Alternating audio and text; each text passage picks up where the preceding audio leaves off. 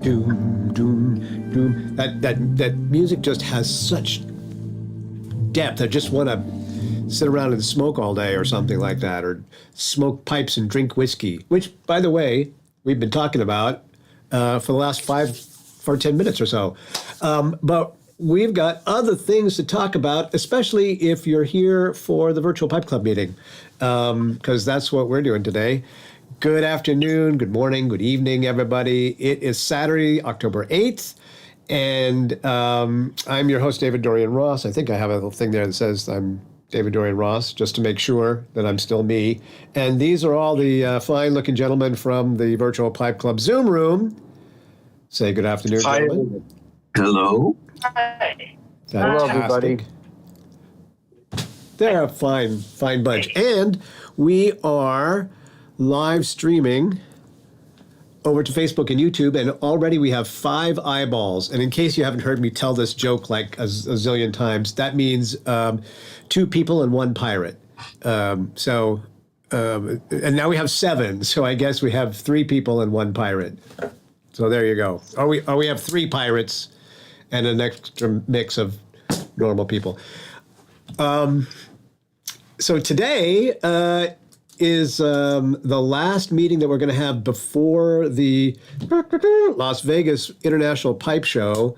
So we're going to take a week off of the meetings, and then the next time we get together, I will be there at the Vegas Pipe Show, and a bunch of other people.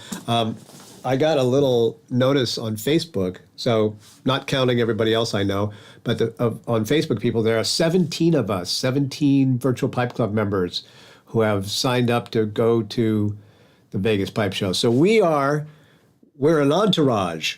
We're a posse. We're a gang. we're gonna have to get leather vests that says "Sons of Anarchy" on the back there or something. So if you're going to the Vegas Pipe Show, also come and hang out with us. Today we don't have a guest speaker, but we did have one last week, and I threw this out there just a few minutes ago to talk about Amu, our guest host. But I'd like to hear you guys. How many of you know who or knew who Sally was before last week? Yeah, Sally, the pipe tart. Yeah. She's fantastic. I love her to death. What do you guys think? Should we have more of Sally on the show in the future? Definitely, yeah, yes. absolutely. Yeah. What was the best part of her interview, do you think? It's an iconic figure in American pipe shows, and I think it's the people that attend to the most of the pipe show in America. I think it's very good person. I love her. Yeah, so she's been around for a long time. That doesn't sound right. That doesn't sound respectful. She has been. I think Janos. That's it. She's an icon. I think maybe that's more respectful. Yes. She knows a lot about pipes and pipe manufacturers. I was surprised every time I go. I always see her, and I usually pick up a pipe from her whether I want one or not, and she has all the stories about where the pipe came from and all that kind of stuff. Chris, yeah. Oops, you're on mute there, brother.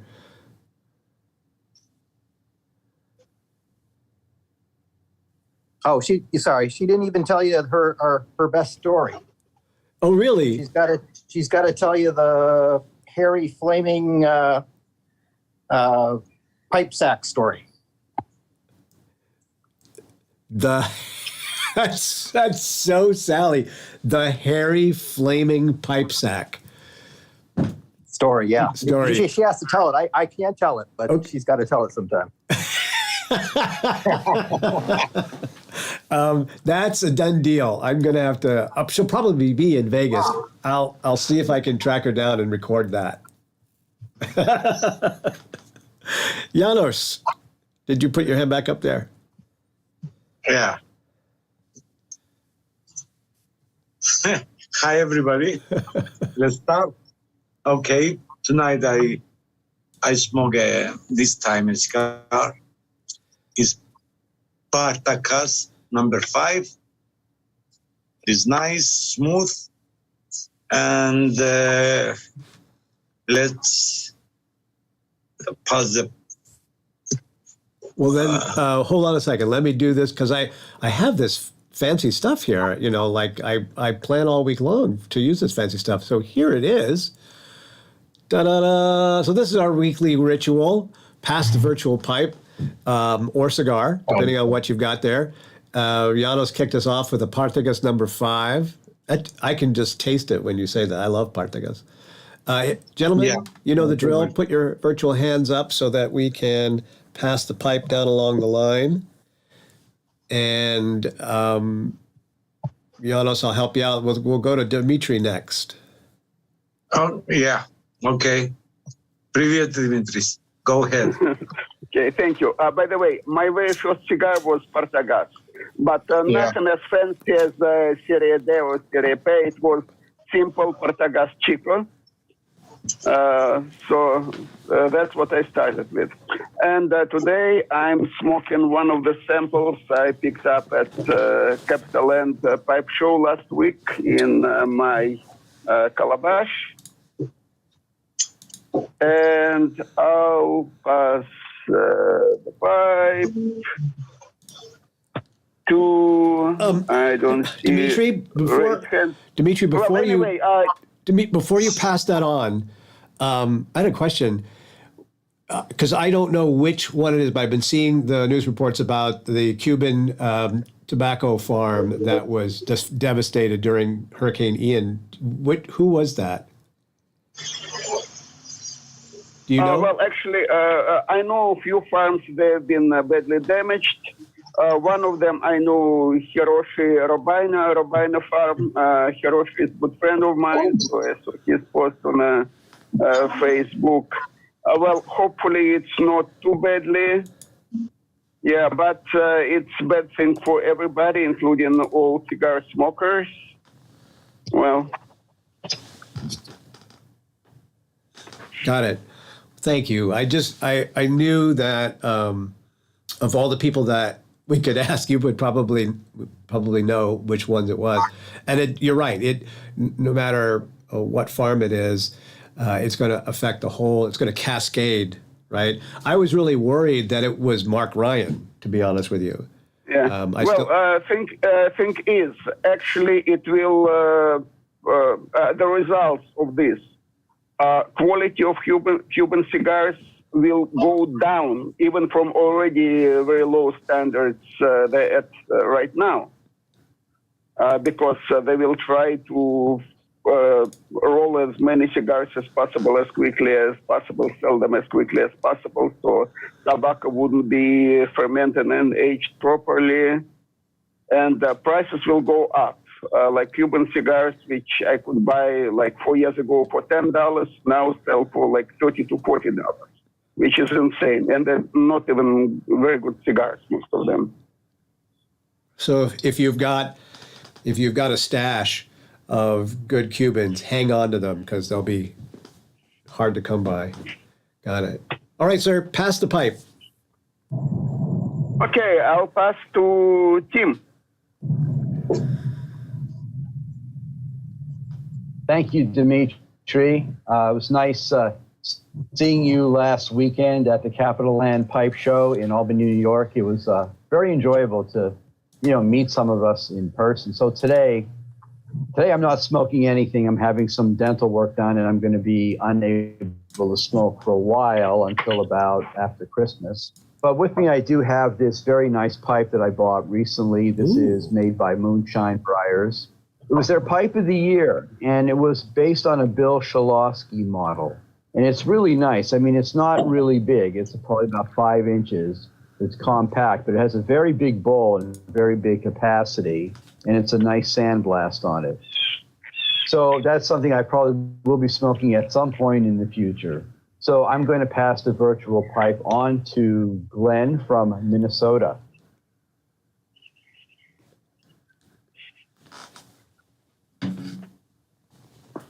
Glenn from Minnesota.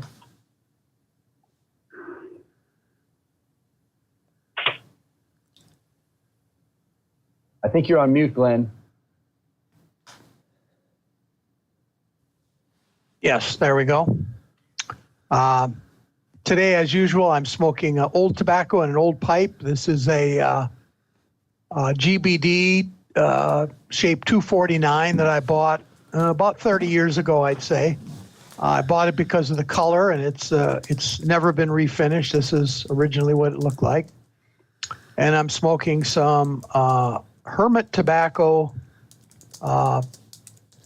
antique press Syrian cake from 1999. It was tinned in December of 1999. Found this in the cellar recently, and it's quite good. It's survived the ages and aged nicely. So I will pass the pipe on to Miguel. Up north. Hi, thank you, Glenn. No Canadian jokes, please. I started my day with Tom Elton Rusticated Cutty this morning with Tom's favorite blend, OGS. And I'm smoking, the second bowl will be Hans Former Nelson Signature Apple. And I'm smoking a C&D Red Carolina Red Plate. I'll pass the virtual pipe club to our friend Ramachandran. Thank you, Miguel. Today I'm going to be smoking my favorite Peterson's B42, in which it's a systems pipes, and in which I'll be smoking my eternal favorite McBaron's HH Old Dark Fight. And once I'm through, I'm going to smoke a newly acquired Missouri Measham Diamond Diamondback, which I got, which arrived in mail today, in which I'll be smoking this Aston's Artisan Blend. And with that, I now would pass it on to Steve Huffman. Thanks, Ramachandran. I'm smoking an estate pipe, a K Woody flame grain. Really like the pipe, even though it's got a stinger in it. And in that, I'm smoking some Cult Blood Red Moon. This is an old standard, pretty good. Okay, let's pass it off to Merrick.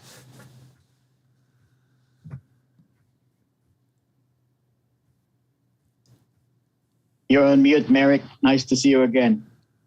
Hello. It is nice to see you after such a long break, and I'm really glad to see you. I'm a fan of Led Zeppelin group. If anyone is Led Zeppelin fan, please raise your hand. And I'm smoking a very special blend by Samuel Garrett, CR Bright Flake. I think it's Garrett Howard, maybe, or Samuel Garrett. I think it is the best Virginia ever, for sure. And it's only one pipe that I'm smoking tonight, because previously I have smoked a Partagas cigar. Then I think it's too much for me, and then I'm passing my pipe to Chris, I think it is. Well, excuse me, I interrupt you for a second. Marek, I know one lady who actually used to be Led Zeppelin's manager here in New York when they were playing in New York. Wow. I'm really glad, I used to work with her. I have been Led Zeppelin fan since, I don't know, 1990, something like that, because I'm then is a really special group for me. My older brother, introduced me to Led Zeppelin, and I'm not such a classic rock fan only, but this is a very special group for me, and this is the beginning of everything. If you can understand me. Then Chris, Thanks. please. Thanks. So today, got a Boswell freehand, Ooh. and I'm smoking the this year's batch of Warped Scarecrow. Also, fall months kick it off. It's I think just like everybody said last year, I didn't get the blend last year, but kind of that sweet note just split it up. It's a little sweet to start off with, but we'll see how this one goes. Through the bowl. Zeppelin fan too. I think we kind of came into it. I was a teenager in the '80s, so we discovered them around the '80s, and it was like, hey, this is cool, new music here. And our parents were like, okay, new, right? Next week we're having a club meeting on renaming the club Stairway to Heaven. Is what we're gonna.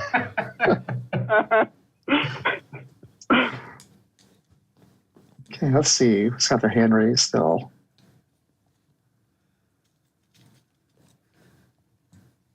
How about John in Edmonton, North Carolina? Great. Thank you, Chris. It's good to see everyone. Hope everyone is well. I'm smoking one of my estate pipes. It's an old Ben Wade Freestyle. Yeah, had it for a number of years. Still a good smoker. And I'm just smoking some of the last of my half and half for the season, one of my favorite Codger tobaccos. So nothing special going on here. So let me pass the virtual pipe on to Dennis.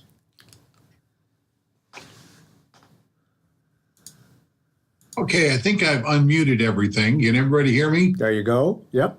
Okay, where do I go? You said there you go. Anyway, this is a pipe I've never heard of, but I picked it up a long time ago. Perinelli? Anybody have a Perinelli pipe? Yep, I have one. Okay, I have one. It's not too bad. It's a standard everyday billiard. It's a little sandblast, and it smokes pretty decent. And I've got the last of my Viprati in it, and it's a little warm, so I'm letting it take a cool for a bit, because if I can't hold my hand around it safely, I let it cool for a bit. Otherwise, everything is nice and kosher around here. So I'm going to throw it over. Hey, Kent, you awake? I am awake for now. Stay tuned. Today, in back of me, is a token, more than a token, of how bad my acquisition disorders are, because I go beyond just tobacco and pipes into tobacciana related. It looks a little like Blitz, but it is historic. 1902 was the year that WDC Company celebrated their 50th year in business. And these clocks were made, and it says Golden Jubilee 1902 and 1852. And I'm really enjoying it, showing it off in front of a dozen or so Wellingtons. And, they're depicting the Wellingtons on either side of the clock stand. And this particular one I'm smoking right now is a one that is actually the Lee Van Cleef pipe. You thought it was Meerschaum, but one of these days I'll make that video. So that's what I'm starting off with. I have some Sutliff Black Raspberry, which I usually use as a blender. And now that I'm smoking it in a big bowl instead of the one I tasted it in, this is too much. But as a blender, it's a good one. the second pipe, when this one goes out, probably toward the end of the time together, I'll fill a smaller one, which Wellingtons came in a range of shapes and sizes.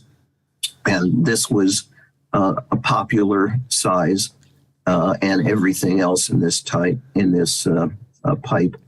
tells me that this one is about 1902, give or take 10 years. So I will have in that gaffer's leaf. It's like hobbit weed, but with black raspberry as a blender instead of cherry, since I can't stand cherry tobacco.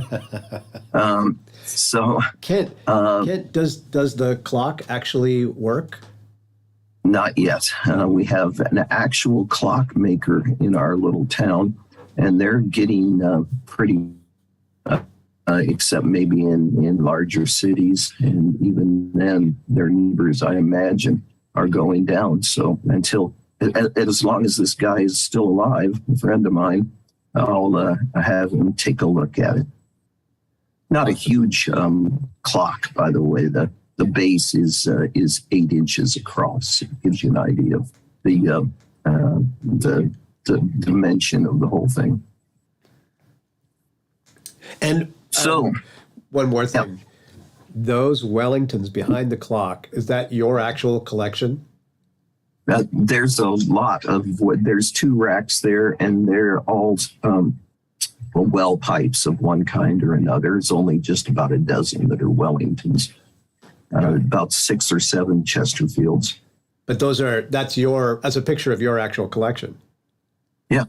Got it. Well done, sir. Yep. Yeah. I really enjoy it. So pick out someone who hasn't gone. Ray, are you going to tell us what you're smoking and what's in it? Sure. Right now I'm smoking a Drew Estate poker pipe. And let's see if you can see that. There we go. And smoking some bullseye flake in it. So I'm glad to be here today to join you guys. Yeah, welcome. And then you get to take a gander and pass the pipe along. Let's see. I can't really see too well with my glasses. Could you pick one for me? Yes, I will give you a hand there. Randall snuck in after the meeting started, so I guess we'll go ahead and go to him there. Thank you. Thank you very much, David. Yeah, I'm late, damn it. I apologize for that. Come on here. There we go. My favorite bones, Triangle Magnum. One of the largest bones I've ever seen. That's why I like it so much, I guess. And in it, I've got something really cool. I love this stuff. This is one of Ernie's at Watch City Cigars. New ones. He calls it glass slipper. And I suppose the accenting part of it is the 30-year-old Oriental he's got in here. It's a Virginia blend, but that 30-year-old Oriental gives it some real depth and smokiness that really, really I like. So, other than that, beautiful day, kind of windy, got a lot of color showing. Much of it's blowing out today, but that just means more work with the rake. Who's left? Ron, did you go yet?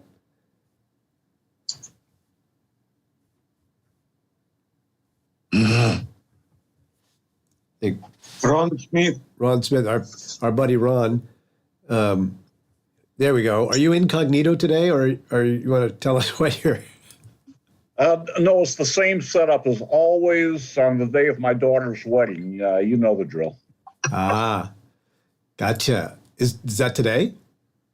No, that's the Godfather theme in the background there. Oh, I see. Gotcha. Okay.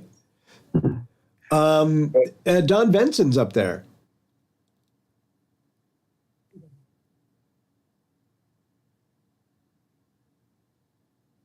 There we go. I was on mute. Sorry. There we go. Yeah. I'm new.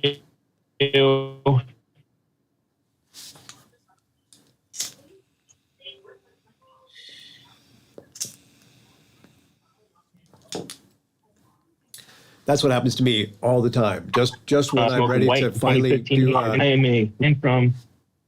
Did my internet?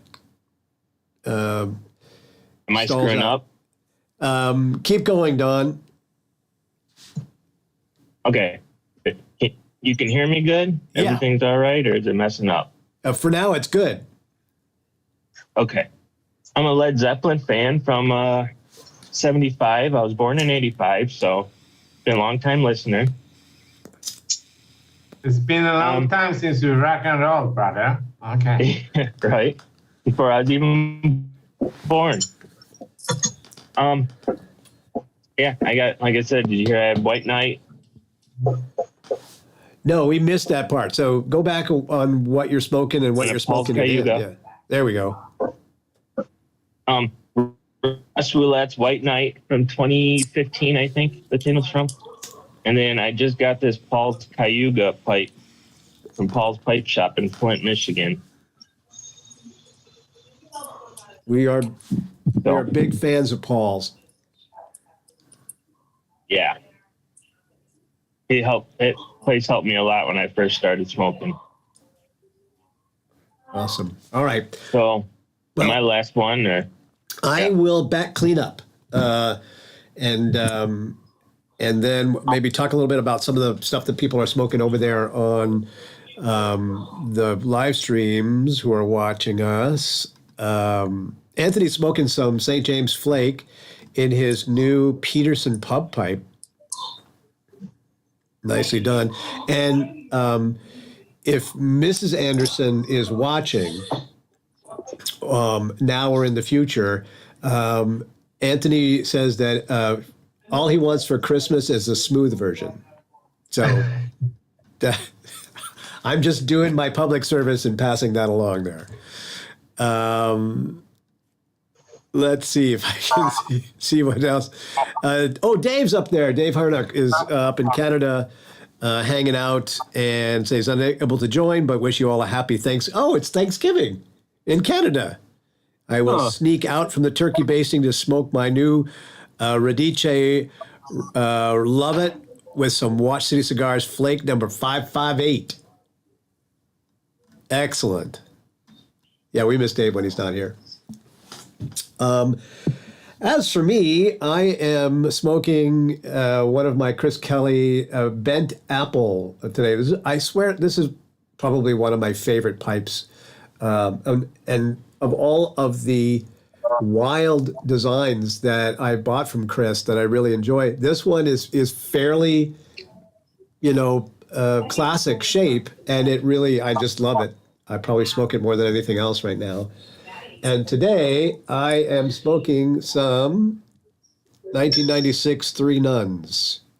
Three Nuns. Yes. That's classic, isn't it? Yes. And it just, when I realized that I had a jar of it that I hadn't dipped into for a while, I was today is that day. Perfect. I've also got lying in wait this one here. Janos probably recognizes this. This is from his apprentice, his protege, and this is also a really delightful pipe. And I've got a couple of choices to go. There's the Beast from Cornell and Deal.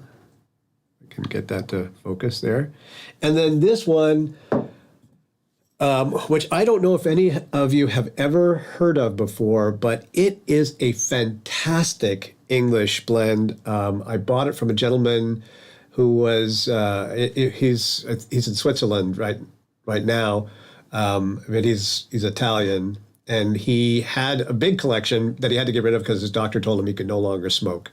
So he had a dozen tins or so that he'd put by of something called Carlton. It's in English, and it is. Yeah, I know. You know that one? I know. This is a really, really fabulous English, and so I'm probably gonna throw that in the other pipe. So there we go. If you are first timers here in the Virtual Pipe Club, or if you're watching over there on Facebook and YouTube, we do this live every week. It's kind of our traditional ritual, and I always say one of the things I love about it most is I get to hear about new pipe blends that I haven't ever tried before. So, and this club meeting is really all about me. So that's why we do it.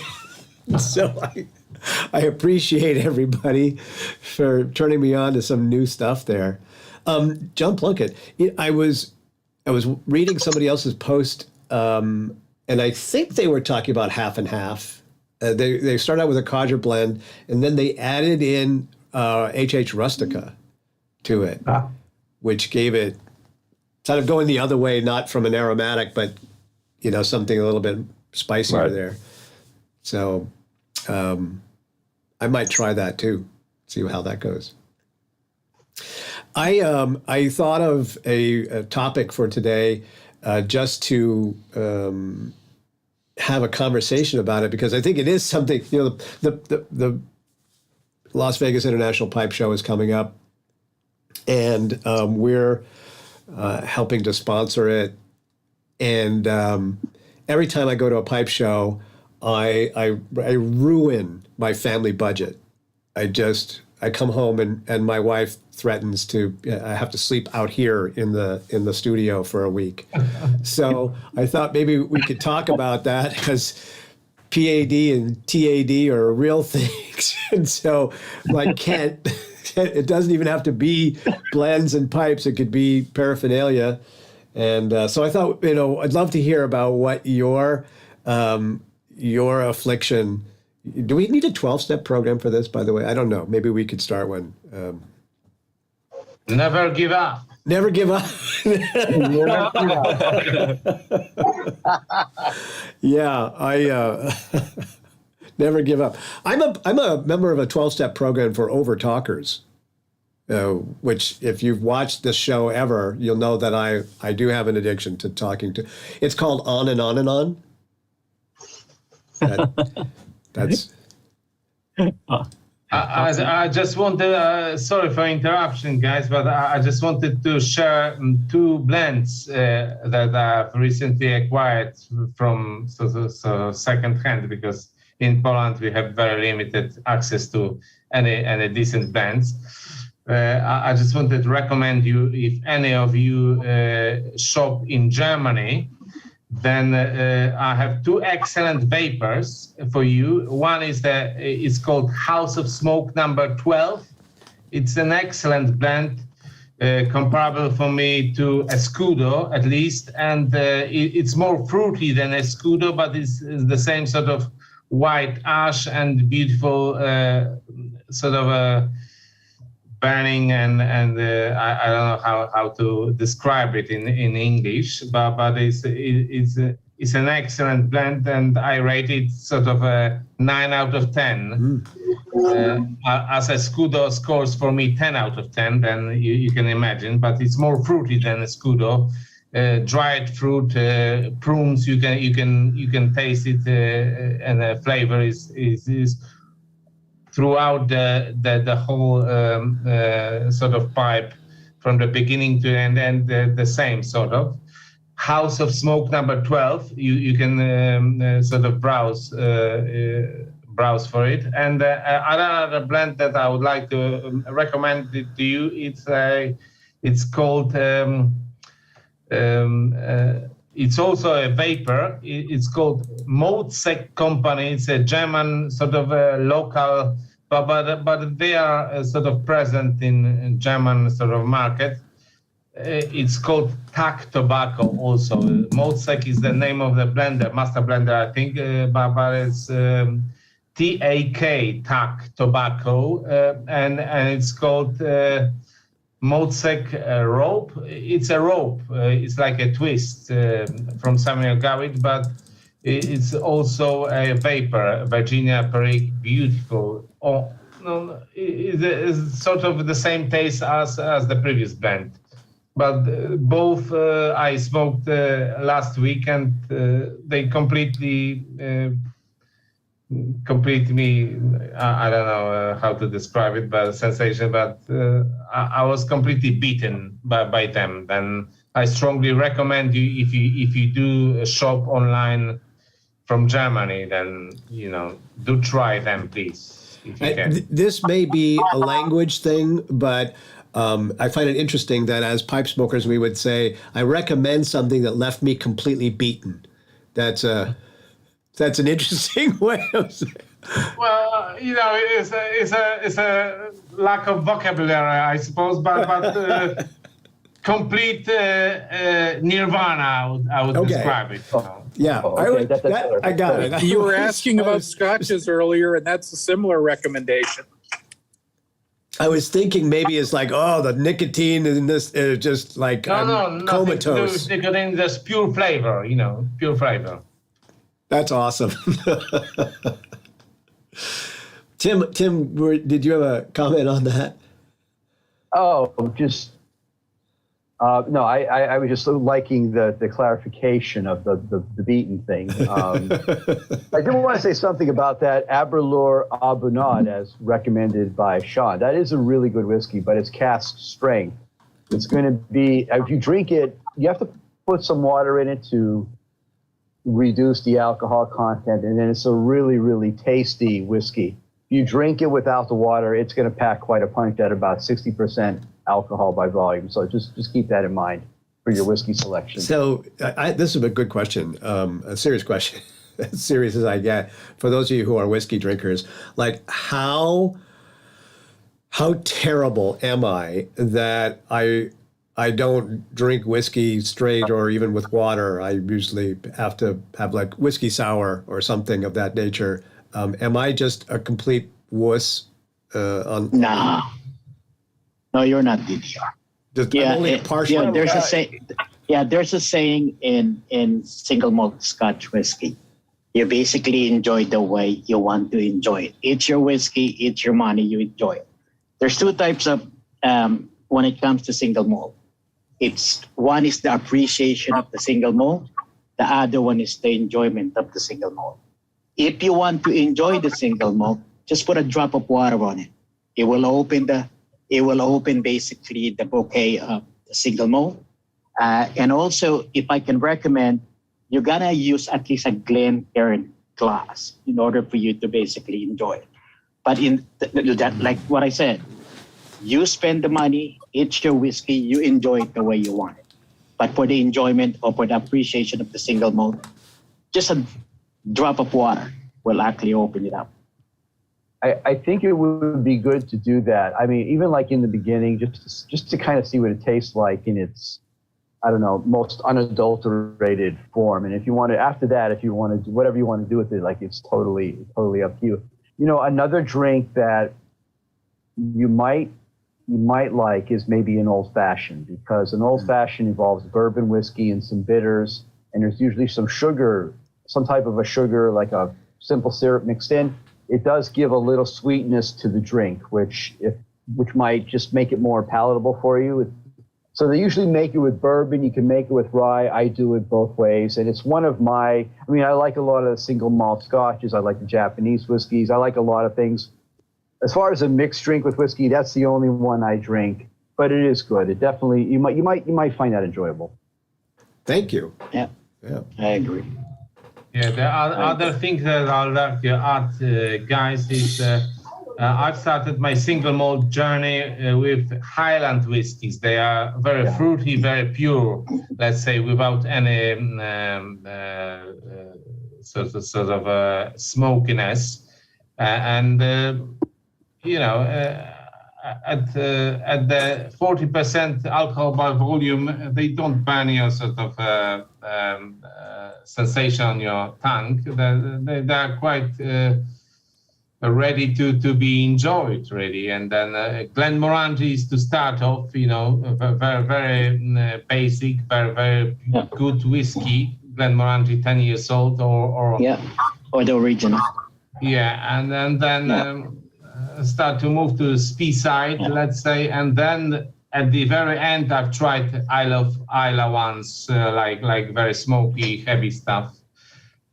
So here's a question for all you guys. Like one of you said to mix with something, then I've tried a Rusty Nail drink with Drambuie, that liquor. It's a Scottish liquor. It's very sweet, of course, but it's only one time that I've tried, but it was quite good, There's a famous restaurant or bar in San Francisco called the Rusty Nail, where I've had a Rusty Nail, and that's why I didn't drink whiskey for a long, long time. So here's a question for all you guys. What do you have in your liquor cabinet as far as whiskey goes? What do you stock up on? Myself, I like Speyside and Highland. I occasionally drink what do you call this, Ardbeg. But in my liquor cabinet, I must have basically Macallan. So the Macallan 12 is, for me, is the everyday Scotch. It's a classic. It's a classic, yeah. So my suggestion to DDR, if you want to venture to a single malt whiskey, is just don't try a heavy peated whiskey, because a lot of people that you get, if you read, some of the posted on some of the review, some people, actually describe it like smell like a vomit. That nobody wants to. So don't try the heavy peated. Was my favorite description. Yeah, but then again, I always keep Lafroig in the liquor cabinet. Exactly. Lafroig is pretty good. So go with the Speysides and Highland for now.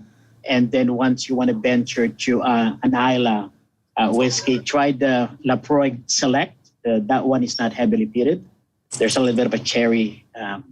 So those are if you're a beginner, if you want to enjoy the Scotch neat, those are the things that you might want to try. Yeah, also from Isla Whiskey. I only had the Lafroig once. Yeah, well, Lagavulin Offerman edition. I'm sure you know Nick Offerman, the actor. Right, yeah. So that's Lagavulin Offerman edition. It's 11 years old. It doesn't have as much peat as most common Lagavulin 16.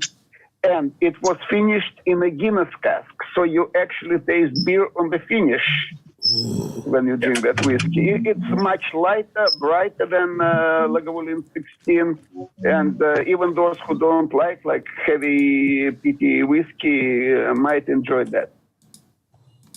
One of my favorites is Glendronach 12, which is a Speyside. A lot of people compare it to Macallan and whatnot. But I have to say, I was started off with the Speysides and the Highlands and all the ones that have already been mentioned. I remember one day I was in a restaurant. We decided to try some Lafroig, and I have to say, I thought I would hate it. I thought it would be awful. I found the complete opposite. I thought it was very smooth for something that seemed like it was going to be really, really hard to handle. And I really did enjoy the peat. And I still drink some peated whiskeys today. But it's kind of like swallowing the smoke of a campfire. It's just really, I don't know, really enjoyable. It's a very unique taste treat. But I would, like Miguel has recommended, if you want to start off with scotches, I would go to some of those classic Speysides. Like Marek has mentioned, Glenmorangie 12. That is a great one to start with. Start with something easy. Don't go to the most difficult thing to deal with. I would start off easy and enjoyable. That would be the best way to go. Exactly. Something like Macallan, Aberfeldy. Aberfeldy is more complex and sweet with a lot of fruitiness, but still easy drinking. Highland Park. Yeah. Highland Park is very good, creamy one, very creamy. Yeah. Yeah, and they excellent whiskey for both beginners and for the experienced people. Yeah. Dalmore is another good one that's very similar to Macallan, but is oftentimes about half the price. Yeah. Well, Dalmore, they have a lot of different ones. Some of them actually quite expensive. It is, yeah. I'm talking about the straight 12. The 12 is Yeah, cigar malt is amazing, but they charge too much. Isn't it? Yeah, Yeah, 12 is good. And then another suggestion I can give you, actually, DDR, is just don't listen to the Scotch snob because there's a lot of people there. If you remember, one of our guests is actually the guy that owns a tobacconist from Mississippi, Country Squire. I was listening to one of their episode one time, and they basically crack open one of the Macallan 12, and believe it or not, they're drinking it to a Dixie cup. So it doesn't really matter what you do and how you drink it, as long as you enjoy it. But just be careful with Scotch now, because there's a lot of them. And some of them, I have to be honest with you. I mean, I've been collecting Scotch for a long time. Sometimes I ask myself, why are these people drinking? I mean, it's just some of them actually have no idea what they're talking about, where it's actually aged. So be careful about Scotch now, because there's a lot of it. It's your taste. You do it slowly, and then I can guarantee you, once you actually pinpoint what you like, it's very enjoyable. So the thing about JD and Bo out of a Dixie cup is, they're more used to corn liquor, so that's No, Boodle's gin. Oh yeah, they got a lot of comments when I was listening to that podcast, and some people are criticizing actually. What's his name again? The country square guy. John David. John David. And they got a lot of criticism that they're drinking a Macallan 12 on the Dixie cup. And I was like, dude, it's their Scotch. I mean, they can drink it whatever they want to use in order for them to. I mean, there's a lot of people that will. The criticism is just unbelievable. I was reading it, and these people basically have no idea what a single malt is. And that's sad sometimes with Scotch now. Yeah, well, they can drink it straight out of the bottle as long as they enjoy it. Yeah, there you go. That's the way it is. Yeah. Do I need a brown paper bag to go with it when I do that? Is it? No. Yeah. It's just like asking someone what's their favorite pipe tobacco. Yeah. Exactly. Yeah, a lot of people like Captain Black. It's not for me, but if that's what you like, that's what you like. Yeah, I like what Dimitri said before on this meeting. It was like, some people like the aroma, the aromatic. It doesn't work for Dimitri because he wants to taste the tobacco. It's the same thing. Not because the blend is not work. There's no such thing as bad blend. It doesn't work for you. But other than that, some people enjoy it. So just make sure that you don't criticize what other people smoke.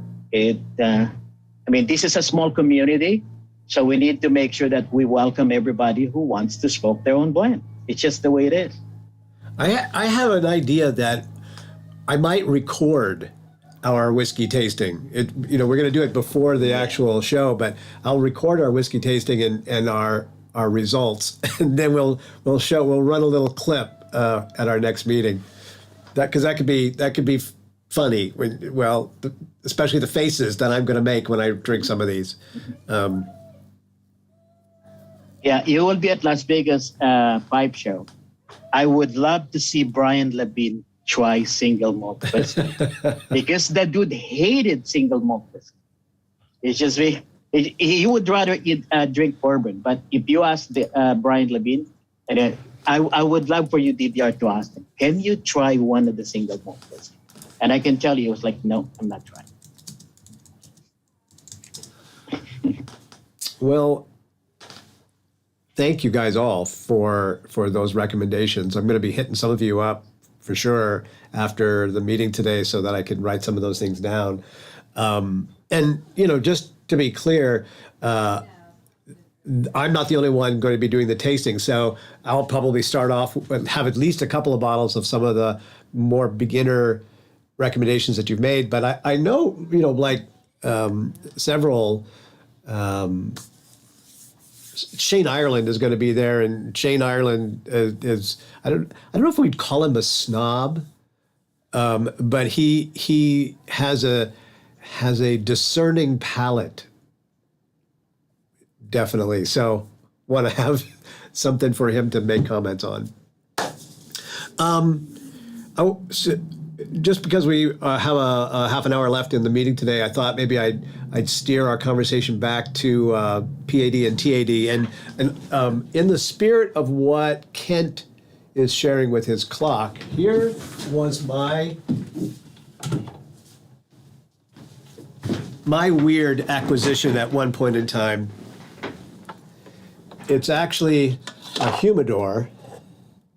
Wow. That's pretty cool. That's pretty cool. Right? And then it's a globe that actually spins, and then a pipe rack as well. So Beautiful. Yeah. Wow. So I know what it is to like ooh, bright shiny object. let's buy that. But I'm curious, like what are your bright shiny objects and collectibles and recent scores that you got?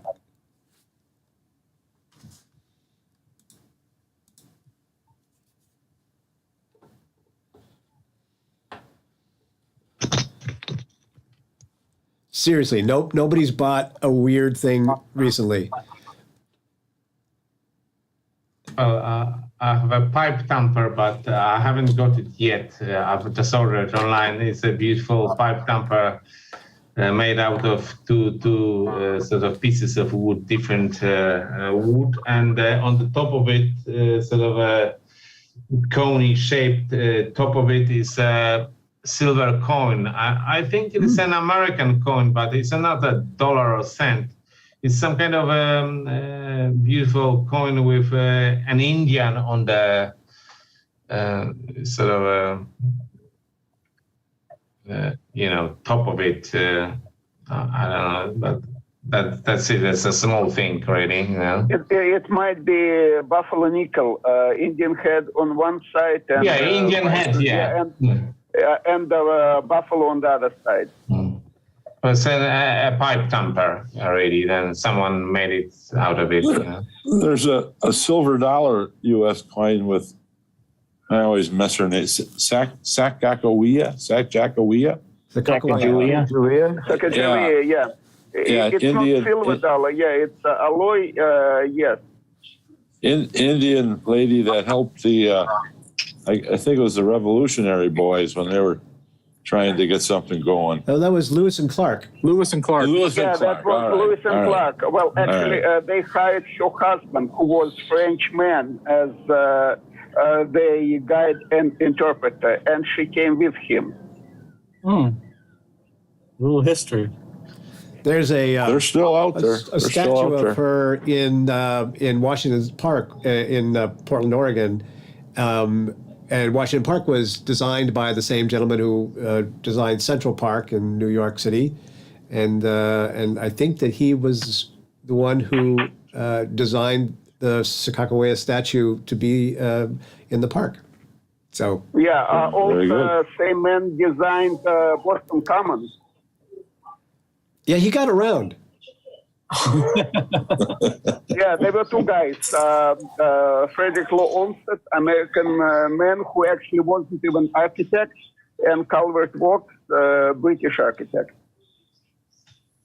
Isn't there a story about him, the guy who is not actually an architect, designing these parks and then being very successful at it, and then pissing off a lot of the other more established architects who wondered why is this guy?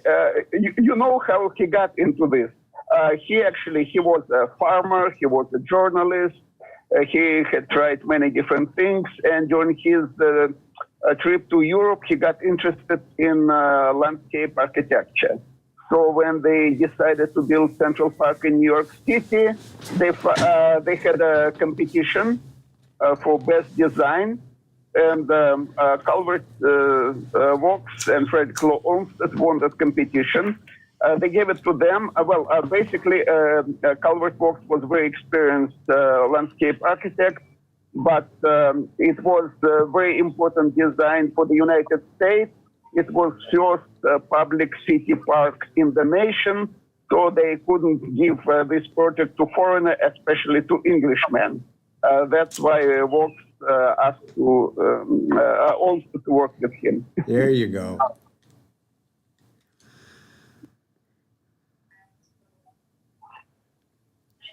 That's awesome. And by the way, land for the Central Park cost more than whole state of Alaska.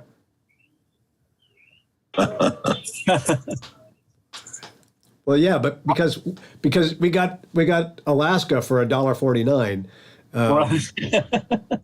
more or less. In 1867, Mr. Seward, who was state secretary at the time, bought Alaska for $7.3 million. 10 years early, in 1857, New York City bought land for Central Park for $7.5 million. He should have. And the Dutch got all of Manhattan for what was it, $24 in beads? No, it wasn't $24, and it wasn't beads. It was actually, and the Europeans never bought Manhattan. They gave Indians gift as a sign of friendship, as a sign that both nations will live there together and help each other. It was equivalent of 60 guilders, and it wasn't paid in beads. It was paid in iron axes and some other metal items which Indians did make themselves but could use. Yeah, trade goods. Yep. That guy that bought Alaska, he should have kept going to the west and maybe bought all of Siberia. We probably wouldn't be having the troubles we're having today. Well, he was not very popular. You know, he was Secretary of State under a very unpopular president at the time, and so when I think that the president he was serving under lost the next election, and one of the reasons why is like, look, he's wasting all this money, buying land that we don't need. But in hindsight, that would have been a good idea. Let's just go all the way. Keep going. He did get around. Jackson Park in Chicago was designed by him as well. Yeah, also a park in Montreal, a few parks in New York City.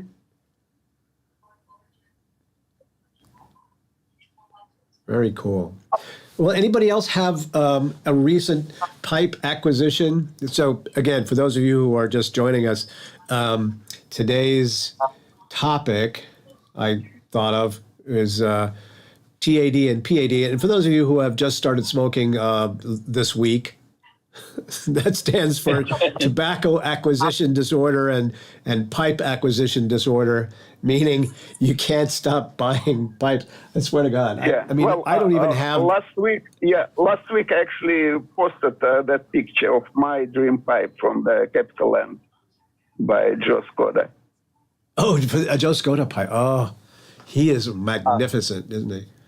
By the way, DDR, I had a conversation with Joe Skoda, and I invited him to be a guest on the Virtual Pipe Club in the near future. So he said November would be good for him. So maybe you and I could talk, and I could give you his contact information. I think it'd be great to have him on. Yeah, I totally agree. I've had a chance to chat with him once or twice. I think he was in Chicago. No, I don't think it was in Chicago. Might have been in Richmond last year. In any case, I think he's a delightful person, and I'd love to have him on. I love his pipes. Yeah. Yeah, he's definitely one of the most talented pipe makers out there. Very, very good at what he does. Yeah, absolutely. And usually from other makers, pipe of that quality, they go for like $2,000-$3,000, sometimes even more. So for what he's doing, they actually very reasonably priced. Very reasonably priced, yeah. Yeah. So I've got a fun new toy. Yeah, let's see it. I think it's 1903. Get it open. It's a meerschaum. No. Oh, do a thing here. Oh, wow. Yeah, hallmarks from 1903 and 1904. Oh, wow. Three pipes, yeah. And that's an original set. Yeah, correct. It's what was the signature on it? Yeah, John Webster, tobacconist, Lancaster, and they are. Geez, I can't read it. I've got it written down. It's got basically two hands holding clubs. I've not seen the maker before. Like golfing clubs? No, like caveman clubs. Oh, okay. It's a shillelagh. I don't know where my camera is here. Beautiful. Yeah. Probably won't focus for the dam, but they were showing. Cool. So, yep, these are added to the pile. I got some amber to repair. So, yeah, more work. Oh, but that's beautiful. Now, was this? Does it look like this was never sold, or was this? These are well loved. These are well loved. Okay, because sometimes those well loved sets like that come with an engraved, little plate. Actually, speaking of that, yeah. So.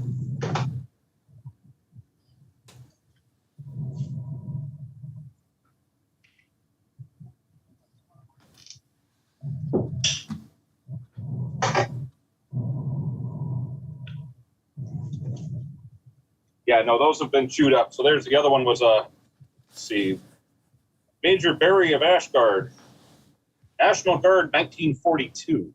That's what I'm talking about right there. Yeah. Yeah. I got this at Richmond a few years back from Mr. Eels. More for the museum.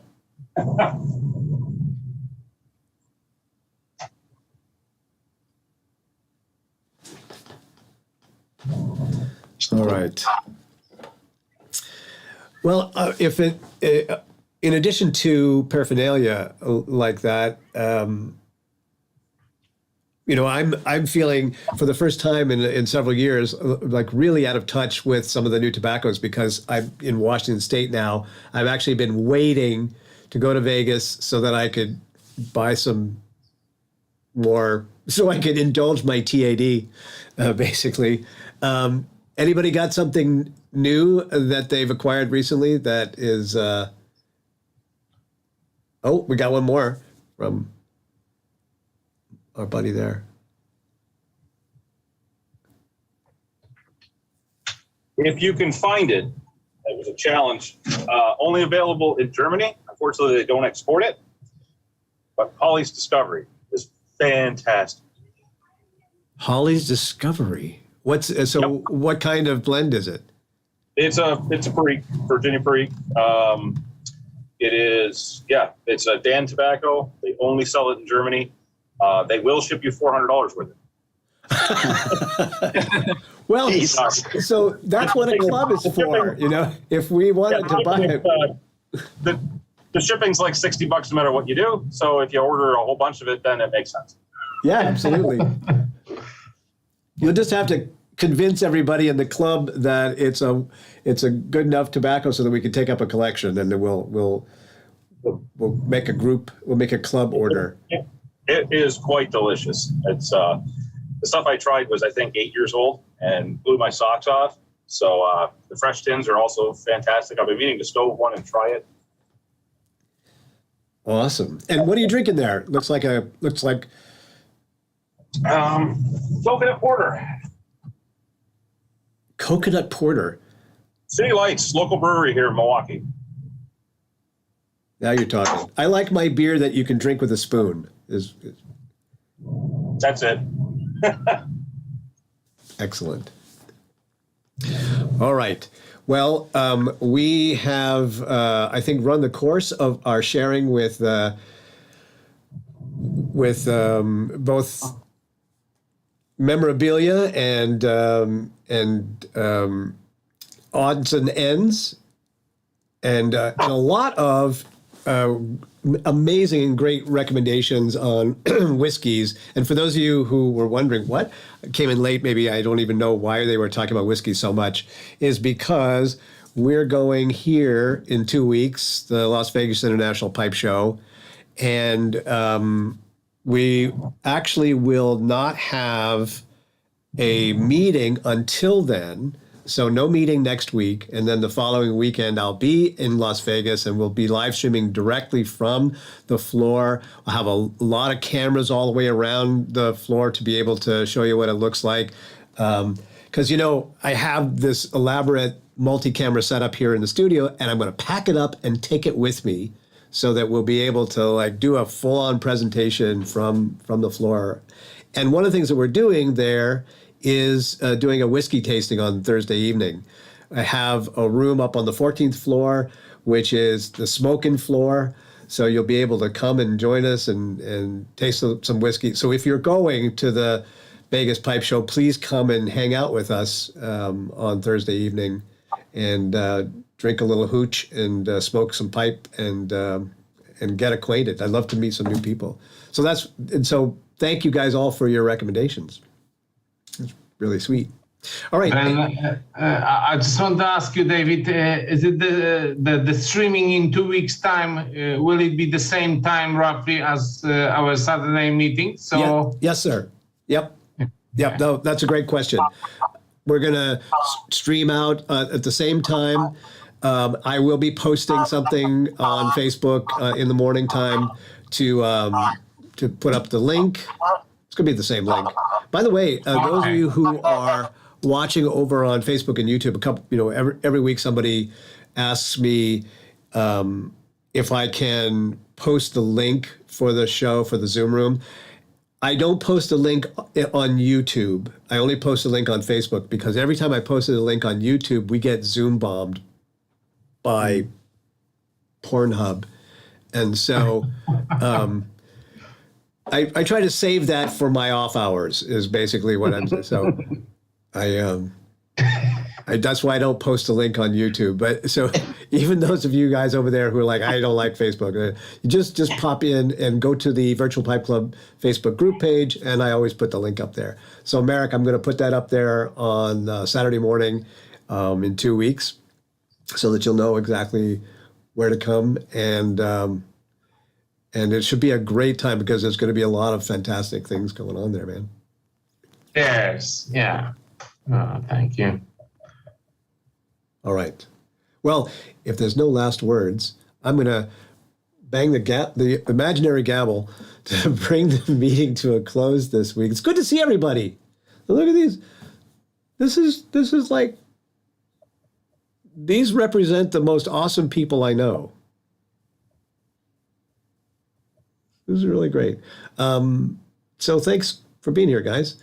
I will see you guys soon. As always, I want to say flu season is coming. Get your flu shots. If you haven't gotten your boosters from the coronavirus, and if you're into that kind of thing, get your booster. If you're not into that kind of thing, I still love you. But wash your hands and be safe and wear the mask or hide in the basement, whatever you need to do, because you should come back in 2 weeks so we can see you. Anyway, that's all I've got to say. Peace out. Have See you guys. a great time in Vegas. Take care, guys. Thank you. Bye, guys. Bye, guys. See you in 2 weeks. Bye. Take it easy. Take it.